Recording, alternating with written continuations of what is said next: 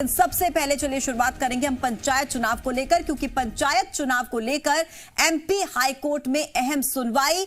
अलग अलग खंडपीठ में दायर याचिकाओं पर हाईकोर्ट कोई बड़ा फैसला ले सकता है। चुनाव को लेकर कई तरह की याचिकाएं जो है वो दायर की गई हैं, पर हाईकोर्ट में आज उसको लेकर सुनवाई होगी। कांग्रेस नेता सैयद जाफर की तरफ से भी याचिका लगाई गई है।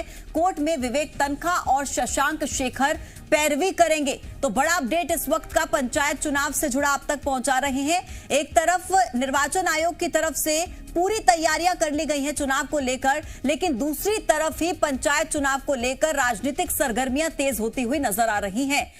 हाईकोर्ट कोई बड़ा फैसला चुनावों पर ले सकता है। हाईकोर्ट में अहम सुनवाई पंचायत चुनाव को लेकर होगी और जो भी याचिकाएं चुनाव को लेकर दायर की गई हैं उन सब पर आज हाईकोर्ट में सुनवाई होगी। अलग अलग खंडपीठ में दायर याचिकाओं पर हाईकोर्ट कोई बड़ा फैसला ले सकता है। कांग्रेस नेता सैयद जाफर की तरफ से भी याचिका दाखिल की गई है, जिसकी पैरवी विवेक तनखा और शशांक शेखर करेंगे।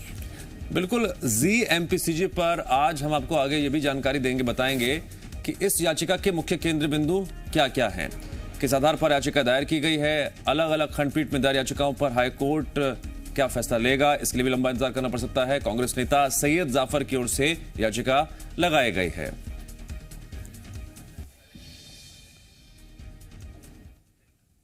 और जी मीडिया संवाददाता आकाश जुड़ गए हमारे साथ उस खबर पर और अधिक जानकारी के लिए। आकाश, याचिका के क्या क्या है मुख्य केंद्र बिंदु? देखिए, आरक्षण, परिसीमन, ये दो बहुत अहम मुद्दे हैं दिव्यांश, जिसको लेकर विवाद चल रहा है और इसी बात को लेकर कई याचिकाएं हाईकोर्ट में लगाई गई हैं। अलग अलग खंडपीठ में कई याचिकाएं लंबित हैं जिन्हें जल्द सुनवाई करने की मांग कल की गई थी और आज इस पर जबलपुर हाई कोर्ट की चीफ जस्टिस डिवीजन की बेंच सुनवाई करेगी। सभी याचिकाओं पर एक साथ आज सुनवाई होनी है क्योंकि पंचायत चुनाव को जल्द संपन्न कराना है। काफी समय से पंचायत चुनाव लंबित हैं। ऐसे में ये मांग पूर्व महाधिवक्ता शशांक शेखर की ओर से की गई थी कि जल्द मामले में सुनवाई हो और हाई कोर्ट ने आज की तारीख नियत कर दी कि आज सभी याचिकाओं पर एक साथ सुनवाई की जाएगी, क्योंकि ढेर सारी याचिकाएं जो है वो अलग अलग खंडपीठ में अलग अलग बेंच पर लगाई गई हैं। आरक्षण को लेकर शुरू से ही विवाद रहा है दिव्यांश, और परिसीमन नए सिरे से कराने की बात कही जाती रही है, लेकिन सरकार एक अध्यादेश लेकर आती है और इस अध्यादेश में नए परिसीमन को निरस्त कर दिया जाता है, जिसके बाद विवाद और बढ़ जाता है। अध्यादेश रद्द होने के बाद आरक्षण की पुरानी प्रक्रिया को लागू किया जाता है जो करीब 7 साल पुरानी, यानी कि 2014 की आरक्षण प्रक्रिया 2021-22 के पंचायत चुनाव में लागू होंगे। ऐसे में कांग्रेस का सवाल यह है कि यह कौन सा नियम है कि सरकार 2 साल पहले का नियम, यानी कि 2019 में जो आरक्षण कमलनाथ ने कराया था, जो परिसीमन कमलनाथ ने कराया था, वो लागू क्यों नहीं किया जा रहा है। कांग्रेस का यह भी कहना है दिव्यांश कि हमने परिसीमन बहुत ही निष्पक्ष भाव से कराया और 15 साल की जब शिवराज की सरकार रही गांवों का परिसीमन नहीं हुआ और आरक्षण नए सिरे से होना इसलिए जरूरी है कि नए लोगों को मौका मिले जो लंबे समय से पंचायत चुनाव की तैयारी कर रहे हैं। ऐसे में 2014 की आरक्षण प्रणाली अगर लागू होती है तो वो छूट जाएंगे जो नए चेहरे सामने आने वाले थे।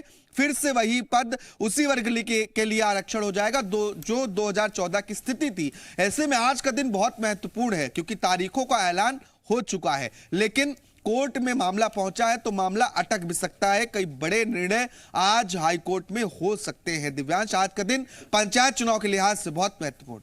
आकाश, जिस तरीके से हम देख रहे हैं राज्य निर्वाचन आयोग पंचायत चुनाव को लेकर तैयारियां कर रहा है, लगभग तैयारियां पूरी हो चुकी हैं, लेकिन इस बीच ये असमंजस की स्थिति, क्या फैसला बदला जा सकता है, इस बारे में भी कुछ जानकारी मिल रही है, यानी कि कुछ कंफ्यूजन की स्थिति अभी भी बरकरार है।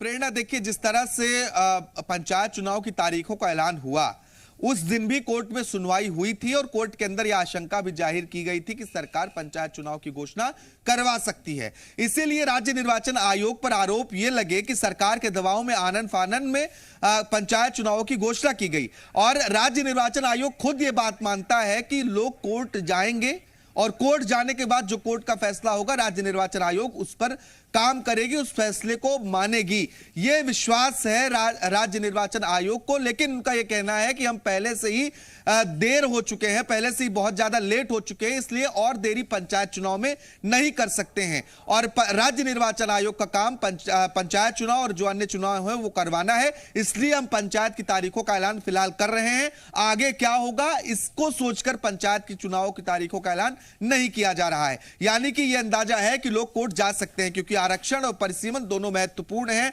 दोनों की रोटेशन प्रक्रिया को लेकर सवाल उठे हैं। ऐसे में ना तो आरक्षण की प्रक्रिया पूरी हुई है, पंचायत चुनाव का ऐलान हो गया, लेकिन आरक्षण की प्रक्रिया 14 तारीख को होनी है। मतदाता सूची कल प्रकाशित हुई है, पंचायत चुनाव का ऐलान 4 तारीख का हो गया है। दिव्यांश, आकाश, जानकारी के लिए आपका बहुत बहुत शुक्रिया। देखना होगा क्या फैसला आता है।